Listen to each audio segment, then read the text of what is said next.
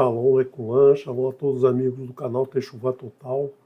Muito bem-vindo ao canal, eu sou o Renato de Prins e trago para você o estudo de um pedacinho da Torá. Nesse ciclo de estudos nós estamos trazendo alguns resumos para você preparar as suas porções, para te ajudar na confecção dos teus resumos, né? Para que você pegue as ideias aqui e faça o teu próprio resumo. Claro que pode usar isso aqui, não tem problema nenhum, né? E ao final de cada estudo de um livro, nós colocamos no canal, colocamos aqui no Telegram, um material em PDF para que você acompanhe durante a semana, né? Durante a semana de estudo de uma porção, você acompanha os ressaltos que fizemos daquela porção, né? Para que você tenha uma noção da história, do que vai ser trazido naquela porção. São os resumos rápidos, né? Às vezes um slide ou dois slides, para que você tenha uma ideia do que vai ser tratado ali. Durante o teu estudo da semana da porção, você se aprofunda bastante e no final, no Shabat, você estuda aqui no canal ou em qualquer outro canal, você estuda a porção já tendo uma ideia do que acontece, né? E a cada ano você vai aprofundando mais, a cada ano você vai aprendendo mais e vai criando aí, né, as ligações entre as porções, entre os ensinamentos, ideias vão aparecendo, você vê que é fantástico, né? Quando você pensa uma frase, muitas outras ideias acontecem, muitos outros entendimentos chegam a você, e quando você for praticar a Torá no dia a dia, você vai identificar em todo momento da tua vida, né, as situações com situações da Torá, e aí, né, aplicar corretamente os ensinamentos do Eterno naquela situação diária, né? Para isso que a gente estuda a Torá, para aplicá-la diariamente no nosso dia a dia, na nossa prática diária. Vamos então continuar o livro de Shemot. Já fizemos alguns estudos do livro de Shemot, né? Já fizemos um geral e fizemos um estudo focado nas duas primeiras porções do livro. Está aqui no canal, disponível, não o PDF, mas está disponível o vídeo, né? No YouTube você pode baixar aí na playlist, você pode baixar o estudo da semana, o estudo dessas porções que nós já fizemos. Então vamos aí dar continuidade à terceira porção do livro de Shemot. Nós vamos estudar a terceira porção, que é a 15ª de todo o estudo da Escritura, de todo o estudo da Torá. A terceira porção é a porção Bo, que vai nos trazer, né, vai nos trazer, em continuidade ao que vimos no último estudo, vai nos trazer mais alguns sinais do Eterno para que o povo reconheça que Ele é o Eterno, para que o povo reconheça quem os está tirando da terra do Egito, né, da terra da idolatria, não simplesmente a terra do Egito, o país Egito, né, o país que os oprimia naquela época do faraó, mas com toda a religião, a idolatria que era praticada naquela época, né, que tudo no Egito era Deus, tudo que afetava a vida do egípcio naquela época, ele considerava um Deus. O rio, os animais, muitos animais eram tratados como deuses, né? Muitas situações eram situações provocadas pelos deuses que eles tinham. Então, o Eterno vai mostrar que quem é o único Deus, o único Criador, o único Elohim é Adonai, né? Então vamos olhar essa porção Bo, né, que vai ser estudada no dia 3 de Shivat, né? Mês de Shivat, nesse ano aqui, vai cair na data de 1º de fevereiro de 2025.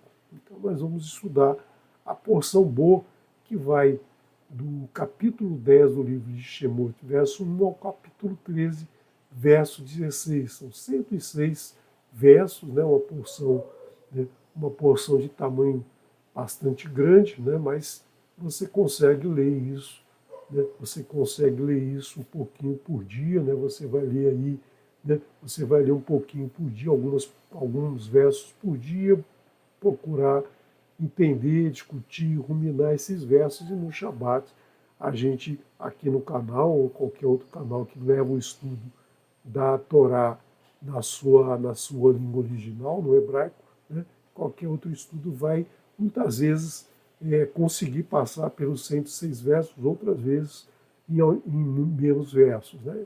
E você também tem a leitura complementar, que é a Haftará. Né? A Haftará é uma leitura complementar trazida no livro de profetas, nos escritos nazarenos, né? Que vai te ajudar a entender um pouco mais da aplicação do que está na porção, do que vem na porção dessa semana. Então vamos olhar essa porção que começa com o Eterno dizendo para Moshe entrar ao faraó, ou seja, ir ao faraó. O verbo bo, né, significa vá, vá ao faraó. Então o Eterno diz para Moshe ir ao faraó, né, e mostrar e ordenar ao faraó que deixe o seu povo, deixe os Bnei Israel partirem daquela terra para adorá-lo no deserto. Né?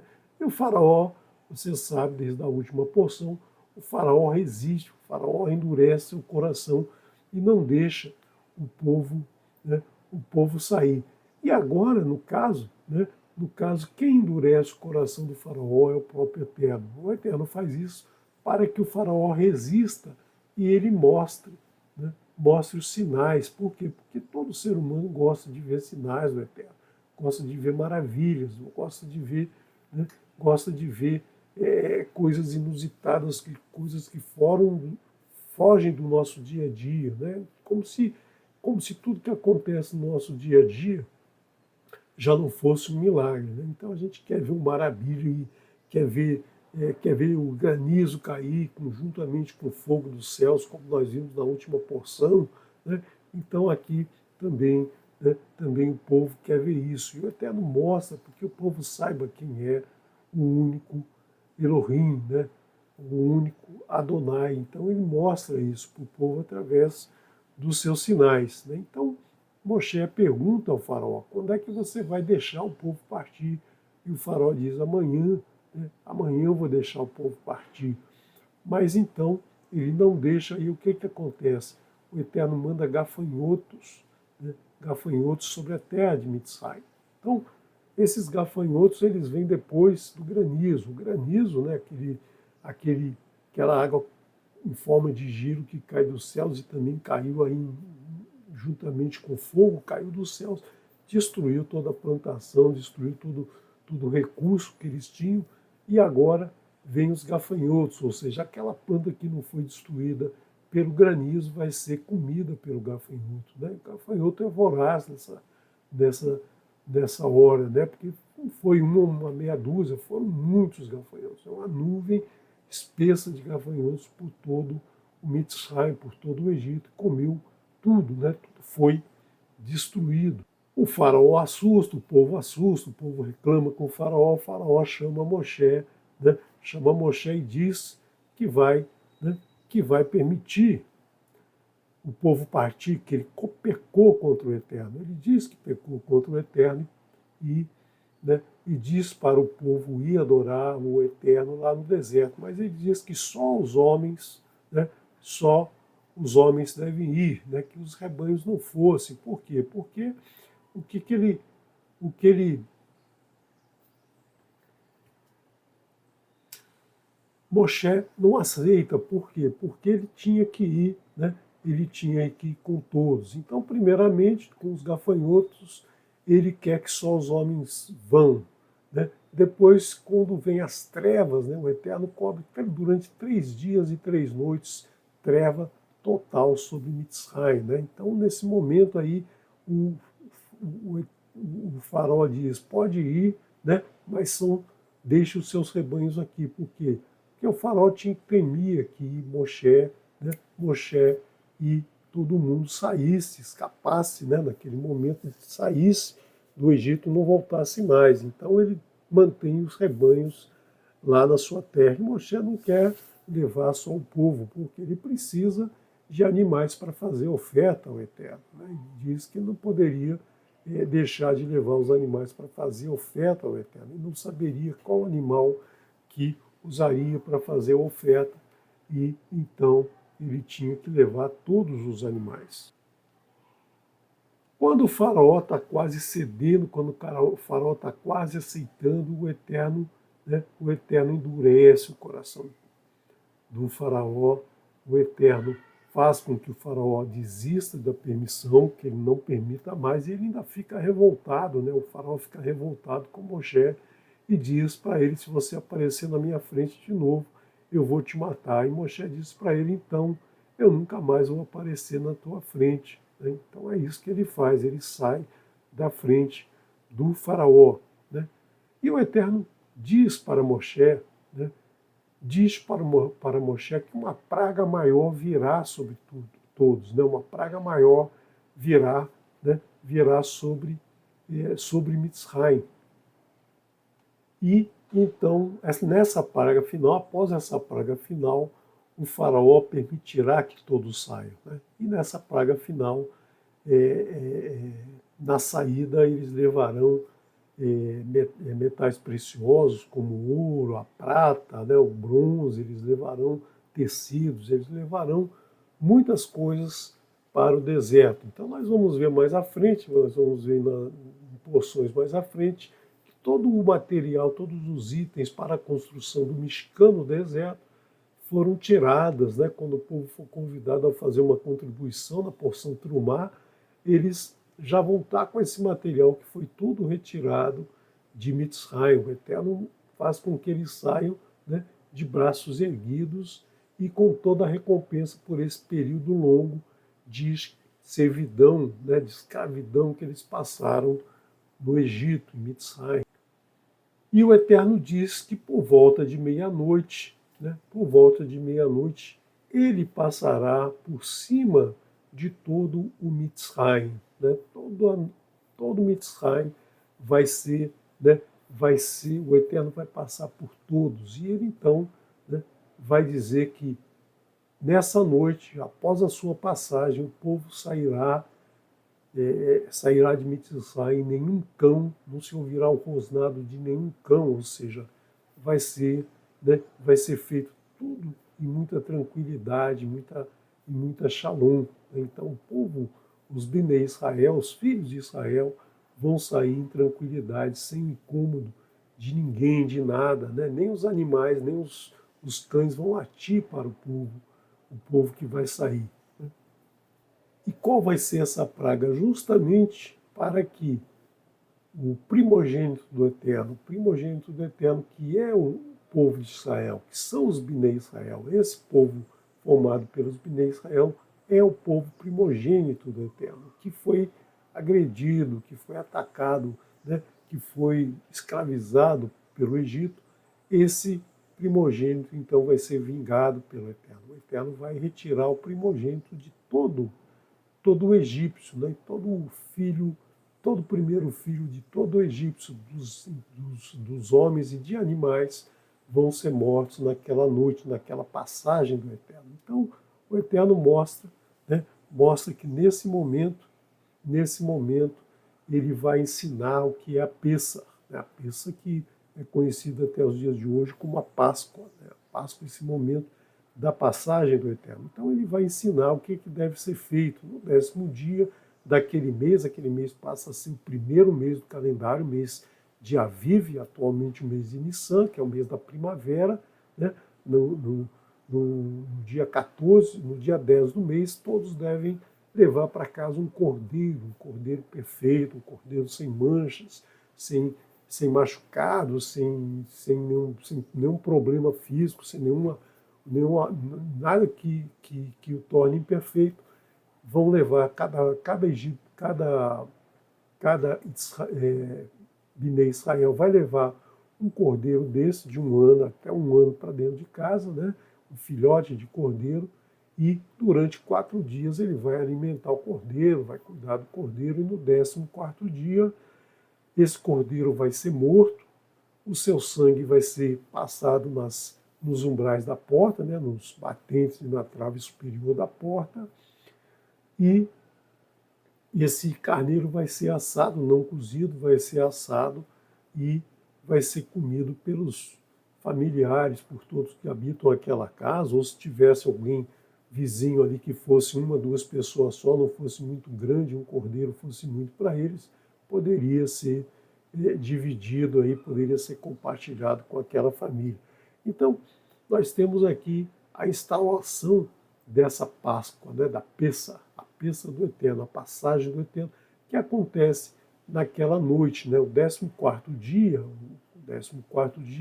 o cordeiro vai ser morto. E o 15º dia, né, que começa no pôr do sol do 14º dia, essa noite, essa primeira fase do dia, né, que é a noite depois do pôr do sol do dia 14, essa primeira parte, que é a Pessa. Depois, o próximo dia será o dia, né, o dia 15, que é exatamente o primeiro dia de Matzá. Matzá é justamente o que o Eterno mandou que todos comessem, um pão feito sem levedura, um pão que não teve tempo de crescer, um pão que não foi levedado. Né? A farinha, quando você mistura com água, depois de uns 18 minutos, mais ou menos, que é esse tempo aí de preparação da matzá, depois de uns 18 minutos, a própria farinha começa a fermentar, né? Começa a produzir o fermento.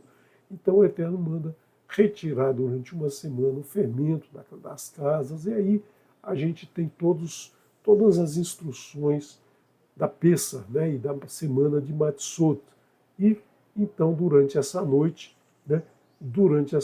Essa noite que vai do pôr do sol do dia 14 até a meia-noite, o Eterno passou por toda Mitzrayim e levou todos os primogênitos. E aquelas casas que estavam marcadas, que estavam com as traves das portas e a barra superior, digamos assim, o batente da porta, né, os umbrais da porta, estavam marcadas com o sangue do Cordeiro. O Eterno, nessa casa, ele liberou o primogênito de ser morto. Então, muitos que não acreditaram no Eterno, mesmo até israelitas que não acreditaram no Eterno e não fizeram isso, tiveram seus primogênitos mortos. Né? Só aqueles que fizeram, que obedeceram o Eterno, que confiaram no Eterno, que não perguntaram, mas para que isso?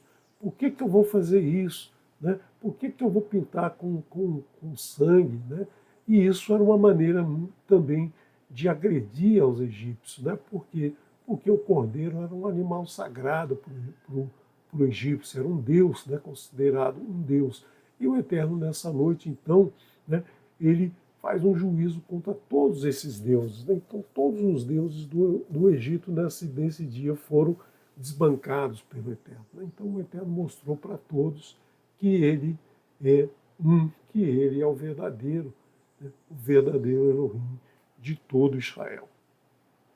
O Eterno, então, ordena que durante os próximos 7 dias, né, eles comam matzá, ou seja, um pão sem fermento, com a erva amarga, né, aquela erva amarga que dá justamente o significado daquele sofrimento que eles viviam em Mitzrayim, toda aquela amargura que eles viviam quando eram escravos em Mitzrayim. Então o Eterno ordena aqui Moshe a dizer para todo o povo que deve ser feito. E isso deve ser feito não só naquela semana, mas em todos os anos vindouros, por todas as gerações, como uma ordem eterna, para todos sempre deve ser feito isso, para que a gente lembre a cada ano, né, daquela opressão que era vivida dentro de uma servidão, dentro de uma escravidão, né, submetido àquele povo de Mitzrayim. E aí, né, hoje a gente relembra disso, porque senão a gente já teria esquecido, como muitos esqueceram. Né? Muitos consideram a Pessa um outro evento, uma outra situação, um outro momento, e um momento de festa, de comer ovo de chocolate, de comer chocolate, ou seja, nada ligado ao ensinamento que veio do Eterno, essa libertação trazida pelo Eterno, né? Essa libertação que veio depois de um grande período de sofrimento. Né? Então, o Eterno estabelece que o primeiro dia dessa semana, o primeiro dia de Matzah, o primeiro dia da semana de Matzot, é um Shabat, né? É um Shabat como o Shabat do sétimo dia. Né? O oitavo dia, o sétimo dia também, desculpe, também é um dia de Shabat. Né? Você não deve fazer nada, você não deve trabalhar, você não deve ter nenhum trabalho servil, você deve descansar, repousar, lembrar, né? Lembrar do que o Eterno fez por nós naquele período. Claro que durante a noite, né? Durante a noite, quando as pessoas perceberam que seus primogênitos haviam morrido, houve um choro, uma grande tristeza, uma grande amargura em todo o povo de Mitzrayim, e eles se lamentaram muito por isso. Né? Então, eles chegaram ao faraó e disseram: poxa, manda logo esse povo embora, porque a gente não pode mais conviver com esse Deus dele, com esse Elohim deles que nos está trazendo tanta desgraça. É melhor viver sem eles aqui, né, do que com eles aqui, trazendo tanto sofrimento para o nosso povo. E então o faraó conversa com Moshe e manda, né, que ele saia com todos os seus familiares, animais, com tudo que eles tinham, né, com seus pertences todos, e saiam e vão embora, vão para o deserto fazer oferenda, servir ao Eterno, né, o Deus de Israel, o Elohim de Israel. Né? Mas eles não saíram sozinhos, existiam outros servos em Mitzrayim, existiam outros povos que serviam Mitzrayim, né, que são os Erev-Rav, né, os Erev-Rav, né, os misturados. O Erev é misturado, o Rav é muitos misturados, ou seja, povos misturados, e muitos até de Mitzrayim, muitos egípcios saíram juntos ali. Por quê? Porque não queriam viver mais naquela opressão daquele lugar. Então perceberam: olha, vamos sair junto com os Bnei Israel, porque Adonai, o Elohim deles, é realmente, né, é o Senhor de tudo, é único. Então vamos seguir com eles, vamos nos libertar dessa opressão, dessa idolatria que é Mitzrayim. E aí nós temos uma frase muito significativa, né, que diz assim: habitaram os Bnei Israel e Mitzrayim 30 anos e 400 anos. Né? 430 anos, falados de uma maneira no hebraico que diz 30 anos e 400 anos. Então você lembra, né, que nós vimos já num estudo anterior, no livro de Bereshit, que o Eterno fala com Abraão, né, que a sua semente entrará na terra prometida depois de 400 anos, mas agora nós temos mais 30. Né? O que serão esses 30? De onde apareceram? Será que o Eterno mudou? Será que o Eterno acrescentou mais 30 anos? Não vai ser 400 agora, não, vai ser um mês depois, vão ser 430 anos. Né? Vamos entender de onde vêm esses números. Né? Nós já estudamos anteriormente, nós já fizemos um estudo.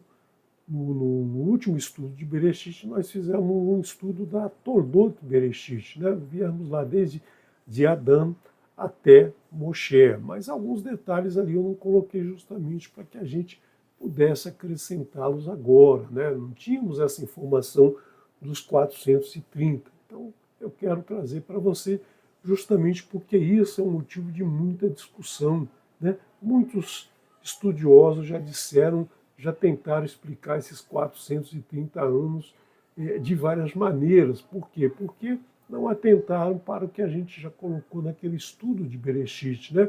A marcação das datas, quando o Eterno diz quem é nasceu fulano, ciclano, beltrano, quando o pai tinha tal idade, quem é o primeiro, não é o primogênito. O citado primeiro não é o primogênito, muitas vezes o primogênito é citado depois. Por quê? Porque o primeiro citado é aquele que é importante dentro da genealogia, né, da genealogia dos Bnei Israel. Então, nós vemos que muitos estudiosos não atentaram para isso, não perceberam, né? E também nós tivemos lá um período, né, que eu mostrei para vocês, que o nascimento de Abraão foi no ano 2008, né, do calendário hebraico, não 1948. Por quê?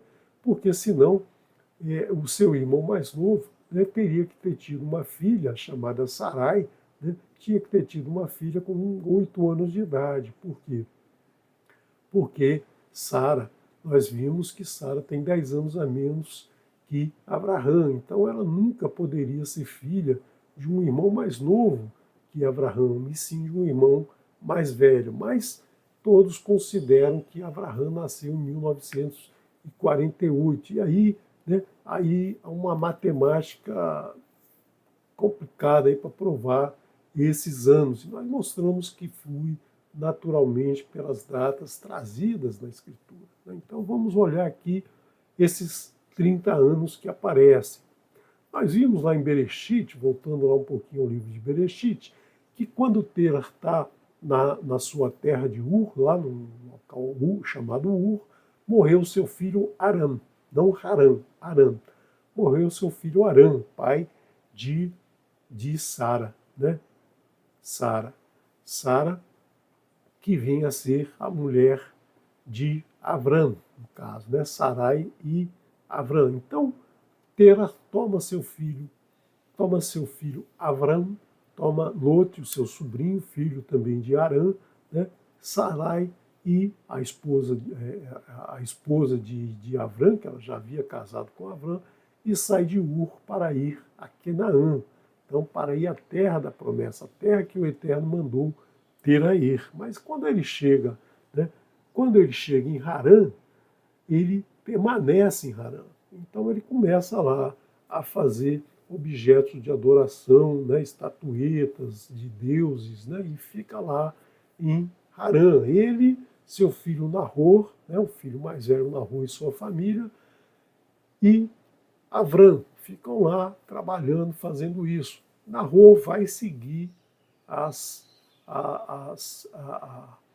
mesma religião do pai, vai seguir aquelas orientações do pai, vai se tornar um idólatra como o pai, né? E fica lá fazendo a mesma coisa. Mas quando chega um determinado momento que Terah morre, né? Terah morre, o Eterno diz para Avram: Lech Lechá, saia por você dessa terra da tua parentela, vá para a terra que eu vou te mostrar. Então ele pega lá tudo que ele tem, pega sua mulher, seu cunhado, né, que era muito ligado a ele, e tudo que ele possuía, seus servos, animais, tudo que ele havia acumulado durante aquele período em que ele ficou em Harã, né, que eles trouxeram de Ur e estava lá em Harã, fizeram a partilha, né, fizeram lá a separação do que iria para Nahor, que era o primogênito, então recebeu uma parte maior e ficou com a casa, com tudo que ele tinha lá, e Avram sai, né? Avram sai com sua mulher, seu cunhado e todos as suas posses para ir à terra de Canaã. E aí, né, ele vai à terra de Canaã, ele vai para o Egito, tem a fome, tem um monte de coisa que acontece nesse período, e aí chega um momento, o Eterno tira ele da sua tenda, leva ele para fora da sua tenda e mostra os céus para ele, né? E disse para ele: olha, eu rogo, né? O Eterno fala dessa maneira com ele, com bastante humildade: olha, eu rogo para os céus e conta as estrelas se fores capaz, né? Se você for capaz de contar as estrelas, então conta aí quantas estrelas tem no céu. E completou: assim será a tua semente, ou seja, a semente de Avram vai ser muito grande, vai ser muito numerosa, né? Vai ser como as estrelas do céu. Se você parar para contar as estrelas do céu, você não vai conseguir, né, conseguir chegar no número final, porque tem muita estrela. Então, você percebe aqui que o Eterno prometeu a ele uma descendência muito numerosa. E Abraão confiou no Eterno. Aqui nós temos a palavra amém, né? E confiou, e amém. A palavra amém significa confiar, né? Confiar de emuná, de confiança no Eterno. Elohim Meler Neeman, Elohim é rei fiel. E aí Abraão confiou no Eterno, confiou que o Eterno estava falando para ele a verdade, confiou naquela verdade. E isso foi imputado a ele como uma tzedakah, uma justiça, ou seja, o Eterno espera que nós confiemos nele. Né? Quando a gente confia no Eterno, isso é imputado em nós como justiça.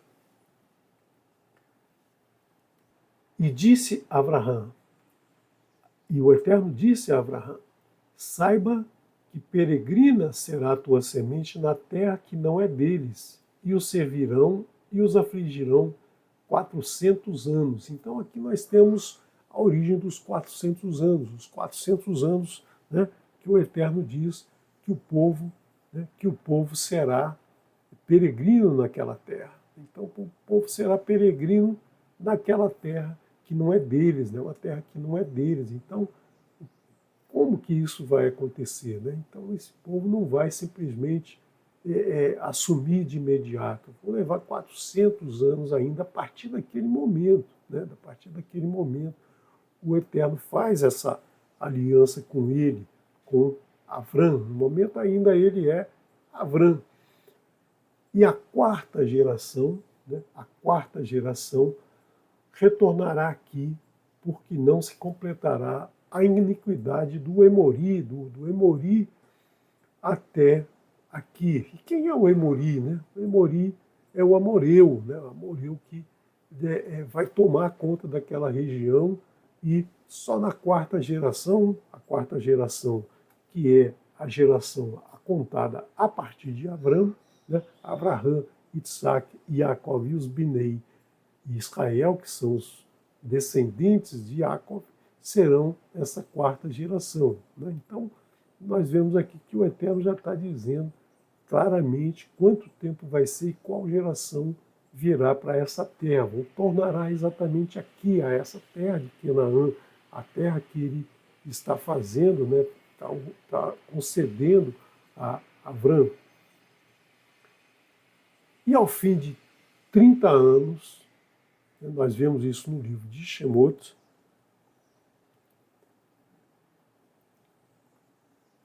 e ao fim de 30 anos e 400 anos, é assim que está o verso, né? E foi na essência daquele dia, saíram todos os exércitos de Adonai da terra de Mitzrayim, ou seja, tudo o que pertencia, né? Tudo que estava conectado ao Eterno, todos os exércitos do Eterno saíram de Mitzrayim naquele dia, né?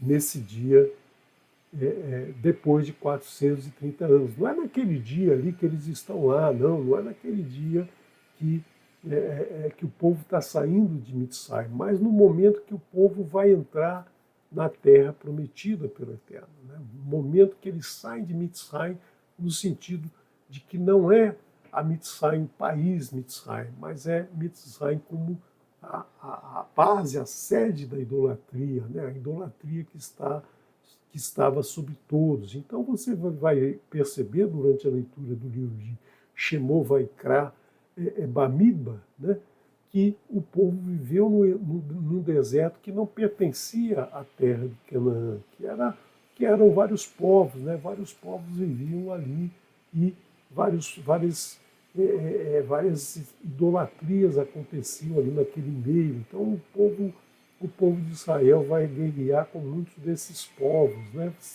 Vai orientados pelo Eterno, o Eterno vai lutar por eles contra muitos desses povos. Nós veremos isso até o finalzinho do livro de Bamidbar, né? Nós vamos ver todas essas guerras que vão acontecer, inclusive, né? Inclusive vai ser reportado tudo novamente no livro de Devarim por Moshe. Então nós vemos aí, né? Nós vemos aí esse número 430 aparecendo aqui, né, que vai ser exatamente o período que os Bnei Israel ficarão sob a idolatria que é representada por Mitzrayim. Então eu vou trazer para você novamente a Toldot, né? A Toldot que a gente estudou lá no livro de Bereshit, mas aqui eu vou acrescentar, né? Eu vou acrescentar esse período em que ele saiu de Ur. Ele sai de Ur, né? Ele sai de Ur no ano 2058, quando Avram tinha 50 anos. Né? 50 anos ele sai de Ur. Eles ficam, né? Eles ficam na terra. Eles ficam na terra de Canaã, eles saem naquele momento, né? Quando eles saem de Ur, eles vão lá para Harã, permanecem em Harã, e aos 75 anos, o Eterno manda, né, ordena a Abraham que saia. Avram ainda é Avram naquele momento. Ele manda Avram sair da terra, da sua parentela, quando ele tinha 75 anos, quando seu pai morreu, né, ele tinha 75 anos, e aí ele sai da terra de Harã e vai para Canaã. Então, nesse período aqui, ele vai para o Egito, tem a fome, ele vai para o Egito, ele fica rico lá, ele mente que Sara é sua mulher, ele diz que ela é sua irmã. Tudo aquilo acontece na volta, né? Quando ele está voltando, acontece esse episódio do Eterno mandar ele contar, né? Ele contar as estrelas do céu. Então aqui se passaram 30 anos desde que ele saiu de Ur, né? Que foi o primeiro momento que Terah recebeu do Eterno a orientação de que deveria ir para a terra da promessa. Né? Então, eles levaram 30 anos, já foram 30 anos de peregrinação. Mas, espera aí, Abraão não é Bnei Israel. Abraão, ele é o pai dos Bnei Israel. Na verdade, não é pai dos Bnei Israel, ele é pai de Isaac, que é pai de Yaakov. Né? Bnei Israel é do Eterno, não é de ser humano, é do Eterno. São os filhos de Israel, os filhos do povo do Eterno. Então você vê que Yaakov, né? Yaakov é descendente, é neto de Avram, né? De Abraham, no caso. Né? E Yaakov é neto de Abraham, mas os Bnei Israel estão acima disso. Né? Quando Yaakov se torna Israel, na verdade, ele assume a geração dos filhos de Jacob, que serão os filhos de Israel. Então os Bnei Israel já vêm lá desde Avram. Né? Abraão já era um Bnei Israel nesse sentido, ele já estava com o Eterno na sua mente, na sua cabeça, no seu coração, na sua consciência. Então ele já pode se considerar, né, o primeiro dos Bnei Israel. Por quê? Porque ele foi o primeiro a confiar no Eterno, né? E isso foi imputado como tzedakah. Então, quando ele passa a confiar no Eterno, né, ele passa a assumir essa postura dos Bnei Israel. Então, desde a saída do povo de Ur, já estava a semente dos Bnei Israel assegurada para se tornar o povo do Eterno, né? Povo do Eterno. Então são esses 30 anos aqui, né? São esses 30 anos que vão ser acrescentados aos 400. Por quê? Porque é neste momento aqui, nesse momento em que ele conta as estrelas do céu, que o Eterno manda ele contar as estrelas do céu. Claro que ele não contou, ele contou lá uma meia dúzia, né? O Eterno disse, se você puder contar, né? Então ele não parou lá e ficou contando, ele simplesmente percebeu que não era impossível contar isso. Então o Eterno disse, a sua semente será maior do que essas estrelas. Então, a partir desse momento, começam a contar os 400 anos. E aí a gente percebe, né? A gente percebe que ele vai ter seu filho Itsak quando tem 100 anos. Itsak vai ter o seu filho. Deixa eu tirar a câmera aqui. Itsak vai ter o seu filho quando tiver 60 anos, né? Quando tem 60 anos Itsak e Abraham tem 160 anos, nascem seus filhos Esav e Yaakov, né? E depois nós temos aí todo o desenrolar né, todos os 400 anos que vão desse momento até, né, até o momento em que Yehoshua, o braço direito de Moshe, vai atravessar o Iardém, né, vai atravessar o Iardém, vai chegar na terra de Jericó, tomar Jericó e aí, né, e aí tomar a terra da promessa, a terra prometida, a terra de Canaã. Então nós vemos aí esses 400 anos certinho, né, sem nenhum artifício matemático, sem dizer que existem números aí que aparecem. Por exemplo, um número que se adota muito é que o período em que eles ficaram em Mitzrayim foi de 210 anos. Né? Esses 210 anos tem que se fazer uma conta aí para se chegar a essa conclusão de desses 210 anos a Torá não traz. Mas se você perceber, né, se você perceber que Yaakov entrou em Mitzrayim com 130 anos, né, e Yosef viveu até os 110 anos, eles tiveram 71 anos em Mitzrayim como convidados de Yosef e 80 anos de servidão, dando aqui 151. Né? E aí, né, para dar 210, você precisa de 60 anos, em torno, né? Em 151, a gente tem um erro aí de um ano. Então, para dar 150, para dar 210, você precisa de 60 anos. Claro que esses 60 anos, né, tem que entrar aqui de uma forma mágica, mas se você considerar que Abraham não nasceu em 1948, né, mas sim no ano 2008, esses 60 anos somem, você sabe que o povo ficou no Egito durante 150 anos e não 210, como muitos autores aí apregou desde a antiguidade até os dias de hoje. Então faça seu estudo, faça suas contas, né? Junte todos esses dados e você vai perceber que não existe número que aparece do nada na escritura. Né? Muitos autores dizem que as datas da escritura elas têm, né, elas são confusas, mas na verdade não são confusas. Não há nada de confuso, não há nada de maracutaia na Torá para explicar números. Os números são muito certinhos, né? E é impressionante quando você começa a estudar esses números, você percebe eles aparecendo assim de uma maneira muito clara, muito precisa, sem nenhuma necessidade de, de fazer qualquer artifício matemático para provar, assim como os 400 anos, né? Se você perceber aqui, no momento que o Eterno fala com Abraão, ele fala, a partir de agora, né, em 400 anos, os seus filhos entrarão na terra, né, na terra prometida. E vão ser servos, vão participar de muita idolatria, que é o que acontece, né, no período do Egito, no período em que eles atravessam o deserto, eles vão ser submetidos a todo tipo de idolatria que acontece naquele povo. Né? O Eterno diz, né, a iniquidade do Emori, ela não vai ser completada, né? Ela não vai ser completada até lá. Não vai ser completada até aqui a iniquidade do Emori, né? Daquele povo que vivia naquela região, né?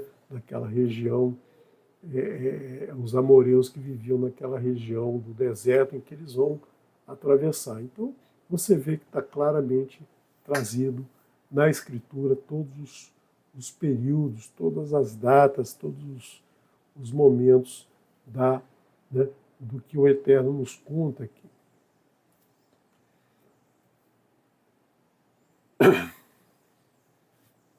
E o Eterno faz uma vigília o Eterno faz essa vigília sobre o povo da saída de Mitzrayim. Né? Ele orienta o povo, ele ilumina o povo, ele faz com que o povo saia, né? Saia em shalom daquela terra. Né? Então, o Eterno mantém vigília sobre os Bnei Israel até os dias de hoje. Então, tudo que acontece com Israel até os dias de hoje, com o povo de Israel até os dias de hoje, está sob vigilância do Eterno. mesmo todas as desgraças que a gente viu que aconteceu, né? Porque a gente não pode confundir o povo de Israel com o povo judeu. Então a gente tem que ter sempre claro que Bnei Israel é muito mais do que o judeu, né? Do que você pode ser judeu e não ser Bnei Israel, como você pode ser não judeu e ser Bnei Israel, né? Bnei Israel, como a gente disse, até Abraão era, né? Por quê? Porque ele estava com a sua consciência, com o seu coração, confiando no Eterno. Ser um Bnei Israel é confiar no Eterno é seguir os seus ensinamentos, obedecer os seus ensinamentos, obedecer os seus mandamentos.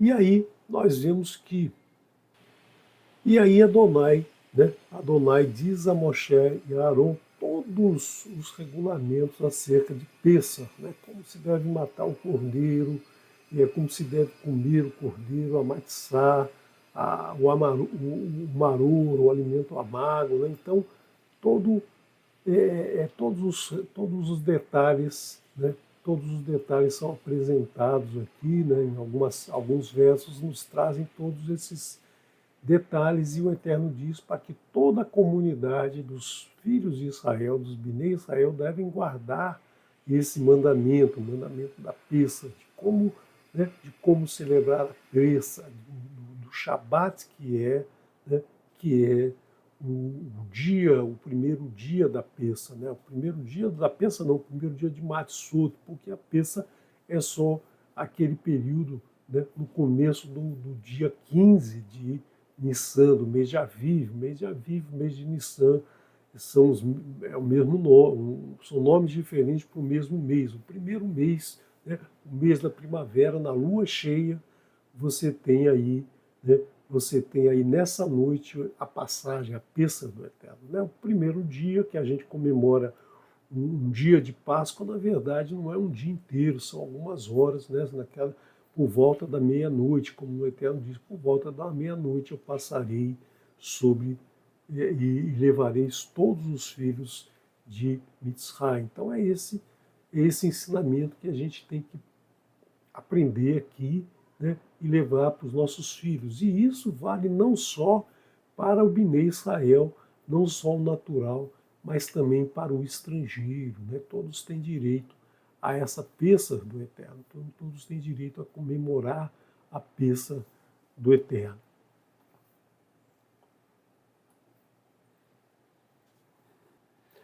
E nós entramos no capítulo 13. Né? No capítulo 13, o Eterno diz que todos os primogênitos dos Bnei Israel serão dele, né?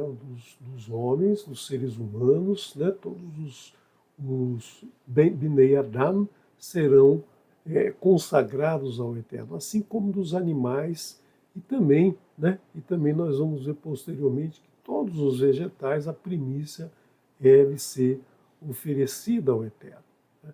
E aí o Eterno diz que vai conceder a eles a terra que mana leite e mel, Eretz Zavat Halav Devash, a terra que mana leite e mel. O Eterno apresenta para eles esse slogan, né? Esse slogan que ele criou da terra de Israel, a terra que vai ter alimento, né? A terra que vai ter os 7 frutos, o Halav aqui associado ao néctar que sai do fruto fresco, ainda novo, né, do trigo, e o devash é, é, é, é, a tâmara, né, a tâmara que tem, né, que é o último fruto da terra de Israel. Então nós vemos aí que o Eterno apresenta já nesse momento, né, o Eterno apresenta nesse momento esse slogan para todo o povo saber que a terra que eles estão indo é uma terra da promessa, é a terra que não vai ter fartura, a terra que não vai faltar alimento, não vai faltar nada para o povo, né, que seguir os seus ensinamentos, que obedecer aos seus mandamentos. e deve ser orientada a todos os filhos, né? Deve ser orientada a todas as crianças o porquê dessa festa, o que aconteceu, por que se comemora ano após ano a Pêssar do Eterno, né? Porque a todos os anos se deve comer a matzá durante essa semana se retira todo o fermento da casa para que não haja, né, para que não haja lembrança daquele período de Mitzrayim, lembrança do período da servidão, lembrança do período daquela corrupção que existia, né, que é da mentira que existia em Mitzrayim, né, que é isso que representa o fermento representa a mentira, né, o engodo. Então, durante essa semana, o Eterno diz para se retirar todo esse fermento da casa, para se comer somente o pão não fermentado, e que a gente ensine aos nossos filhos, geração a geração, do porquê dessa festa. E que o primeiro dia e o sétimo dia são Shabat do Eterno, né? São dias consagrados ao Eterno. Então é importante a gente sempre ter em mente, a gente sempre lembrar, e não que é um dia comemorado numa outra data e que se deve comer ovinhos de Páscoas ou chocolates ou seja lá o que for, né? Na verdade, esse dia, o dia da Pêssar, ele acontece em qualquer dia da semana, não simplesmente no primeiro dia, no último dia, no terceiro dia. Cada ano, dependendo, né, dependendo do calendário lunar, dependendo da posição da Lua, dependendo da posição da Lua na primavera, né, esse vai ser o dia da Pêssar, né, que o Eterno disse. Esse é o primeiro mês, né, o mês de Aviv, ou atualmente o mês de Nissan, como é conhecido. Eu vou encerrar por aqui, porque já estamos bastante avançados no horário, e na próxima semana, se o Eterno assim permitir, a gente continua, né, o estudo da próxima porção, porção Bechalar. Então, que todos tenham uma boa noite de descanso, que amanhã nos encontremos todos aqui para o estudo do Kabbalah Shabbat, né? Nós vamos começar a estudar a jornada de Yaakov, né? Ele saiu da casa dos seus pais, está saindo da casa dos seus pais, e aí agora ele vai para a terra de Harã, se encontrar com Labã, com Rahel. Então você já tem esse estudo lá no livro de Bereshit, você já tem o estudo resumido, dê uma repassada naquele estudo, né, na porção Vayetze, e você amanhã acompanha aqui no canal com o Moré, não lembro o nome do Moré agora, mas você acompanha aqui com o Moré o estudo, né, o estudo detalhado, né, com muitos ensinamentos da porção Vayetze. Shalom, shalom.